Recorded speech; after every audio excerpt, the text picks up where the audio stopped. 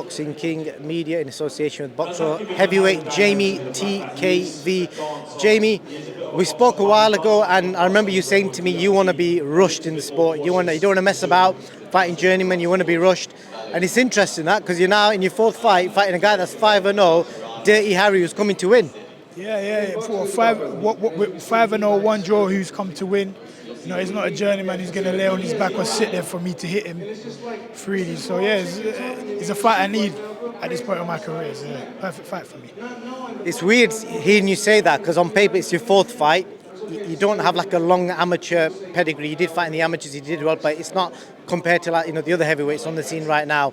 So what is it about you that you and your team are so confident that you can just start jumping through the levels already? Sorry, I don't like correcting, but I did actually have a long amateur career. I had a very long amateur career. Like, going down the Olympic route, that type of stuff. You know what, I was on the verge. I did campaign for the Olympics, the last one, but obviously things didn't work out. COVID kind of messed things up, so I decided to turn pro. So I do have experience in terms of fighting at a high level. I believe in my ability. I know what I'm capable of, and I know what level I can get to. So the fact that I know these things, this is the only way I know to do it, is fight these guys and beat them and show them what I'm about.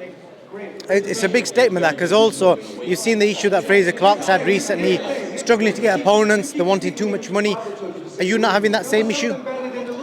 Not necessarily. I mean, I don't know. Listen, I don't know what happens in his camp, but you know, I've heard a few people say that he's been turning down certain opponents. You know, I think he's a bit scared. He's a bit, I won't say coward, but he's scared for turning down certain opponents. But we leave it as that. Let's not get into that. But yeah, I'm not really having issues. I guess people want to fight me. People want to be on Sky. It's a big platform. Why not? You know what I'm saying? If I was on the other side, if I was him, I would take the fight too. You know what I'm saying? It's an opportunity to shine. So why not?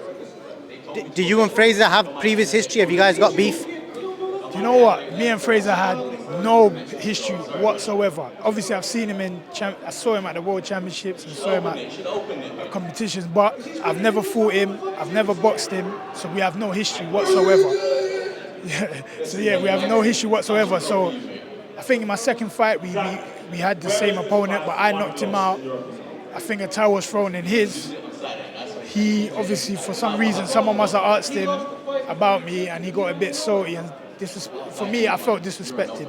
So I gunned at him, and it's been like that ever since. But it is what it is. British fans love genuine beef, and if this beef is starting now and it means you guys end up fighting each other a year down the line, why not? So I'm all for it. It'd be interesting to see what Frazer had to say about that. About your opponent, how much do you know about him? Obviously, I've not really come across him up until it was announced to fight yourself. He's undefeated. What happens in this fight? You know what? It's going to be a scrap. Like I said earlier on, it's going to be a fight. I'm here to fight. I'm a fighting man. I got into the sport because I'm a fighting man. You know, and he's coming to win. He's not bad technically. Technically, he's a good boxer. You know, and for me, it's going to be a great fight. And I feel like everyone should tune into that one. You beat this guy, he's a 5-0 fighter. Where does Jeamie TKV go next? Because really, you can't really step back anymore, can you? The brakes are off. Exactly, the brakes are basically off, but we will take the right fights at the right time. We're not going to rush the wrong way. We feel like this fight is the right fight at the right time. It's so on. Like every fight from now on will be the right fight at the right time. So we won't be taking fights that's out of our depth of just not for me. So we are taking the time and taking the right fights. Just want to quickly get your opinion, Jim, before I let you go. Anthony Joshua says Jermaine Franklin's announced a couple of days ago, press conference tomorrow. I've heard some people say that they feel age has already reached his peak, so the only way he's down.